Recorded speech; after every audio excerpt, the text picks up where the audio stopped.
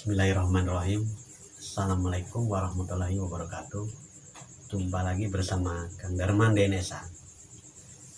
Alhamdulillah wasyukurillah, pada saat ini Kang Darman akan menyampaikan tentang kesadaran yang plong, boy.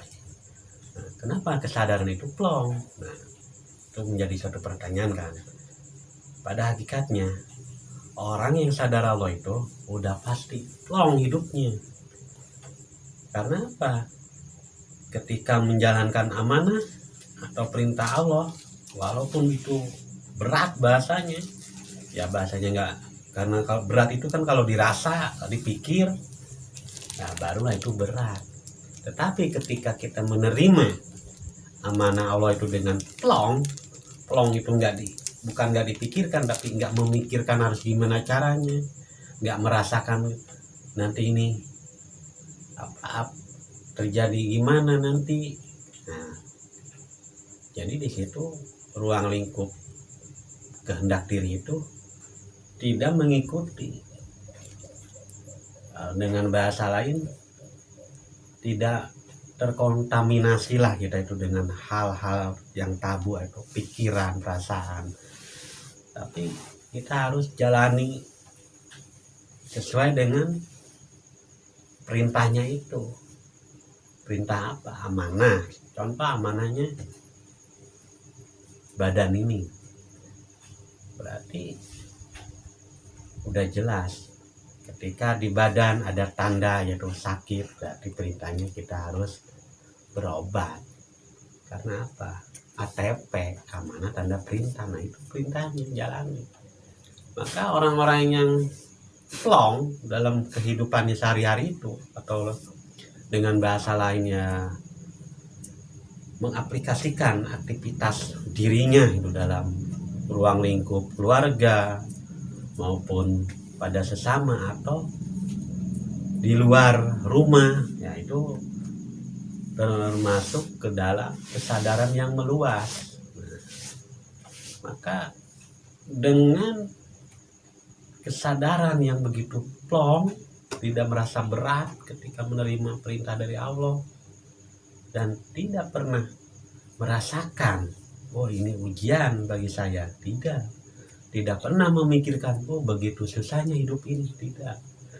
Tapi kita terima semuanya, kita syukuri semuanya.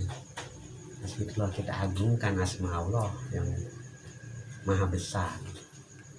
Nah, itu dalam konsep 3T. Maka orang yang benar-benar sudah aktif sadar Allahnya itu, saya yakin pasti menghadapi kehidupan yang nyata, dengan bahasa lain berjalan di realita yang ada ini pasti plong, tidak berat, tidak merasa berat, tidak aduh ini gimana saya besok ya nggak makan karena saya akan nganggur, ini saya. Berarti itu tidak menerima kehendak dan ketentuan Allah yang Maha Kuasa. Tapi ketika kita sadari semua itu adalah suatu kehendak yang Maha Kuasa, karena kita diperankan saat ini diperankan seperti itu, ya kita terima, kita syukuri, maka agungkanlah semuanya. Karena apa? Ketika kita selalu bersyukur di dalam menjalani kehidupan yang nyata ini, dalam kondisi dan situasi apapun, saya yakin Allah akan selalu memberi pertolongannya. Dan di setiap kesulitan yang kita hadapi dalam kenyataan hidup ini, saya yakin Allah akan menolong dengan caranya Allah sendiri. Kita itu tidak ikut campur lah, jangan ikut campur urusan Allah tuh. Kita mau diapakan, mau digimanakan sama Allah, terima. Ketika menerima itulah pertolongan Allah itu nyata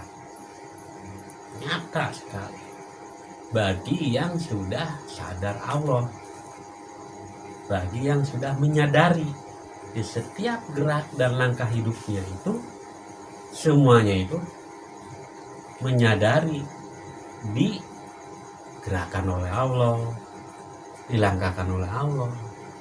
Kenapa? Kita napas saja dinapaskan oleh Allah.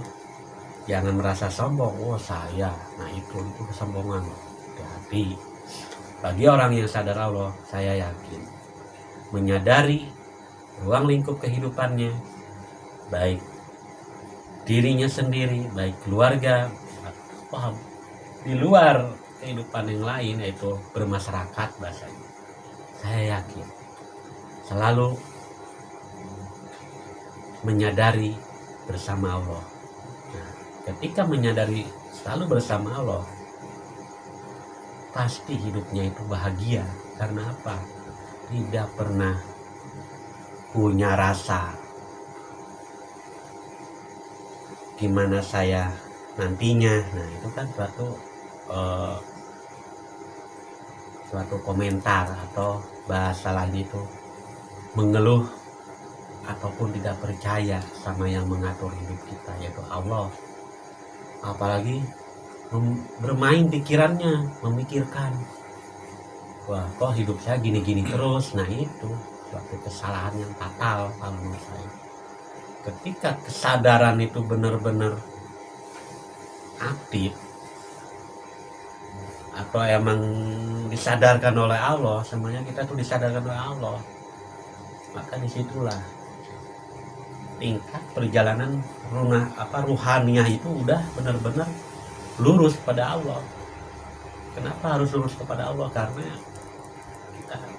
ketika kita beribadah kepada Allah atau menunaikan segala perintahnya itu, apalagi kita sebagai jamaah zikir nafas sadar Allah, udah jelas kan amanahnya itu, perintahnya juga udah jelas, tanda-tandanya udah jelas, maka lurus pada Allah. Udah, jangan bulak belok ke sana kemari. Bahasanya gimana lurus kepada Allah dan tidak bulak belok ke sana kemari? Yaitu ketika kita menghadap kepada Allah, jangan pernah jatuh mengharap suatu imbalan lah, bahasa lainnya itu. Oh, ketika saya ini beribadah itu, ketika saya beramal, ketika saya berzakat, berjariah, bersedekah, tapi di situ kadang kita itu selalu mengharap yang namanya pahala. Wah, itu suatu perjalanan yang bengkok kalau menurut konsep sadar Allah gitu ya. Karena apa? Tidak lurus kepada Allah, karena mengharapkan sesuatu. Sudah jelas kan bahasanya, kita harus ikhlas. Ikhlas itu bukan dari bahasa, tapi harus kita sikapi dengan jiwa yang lurus kepada Allah. Nah, itulah. Karena belajar sadar Allah itu tidak semudah lapak tangan kita balikan, karena banyak lika-likunya, banyak prosesnya. Bahasa saya itu adalah saya pribadi jatuh bangun. Ketika dijatuh bangun itulah kita harus menyadari itu sebenarnya Allah lagi mendidik kita. Mendidik apa aja? Mendidik supaya kita lebih dewasa perilaku kita dan cara ibadah kita. Di situ kita juga harus menyadari, jangan pernah mengeluh, jangan pernah berkomentar, apalagi protes. Kalau bahasa saya ini pribadi sendiri yang mengalami, gini-gini amat ya Allah hidup saya, nah itu ngeluh. Ketika bahasa itu terlontar dari mulut ini, apa yang terjadi? Semakin sempit, semakin susah untuk melangkah itu, karena tidak menerima dan tidak mensyukuri. Tapi ketika dipahamkan di perjalanan itu, alhamdulillah itu ya, oh iya, ini semua pembelajaran.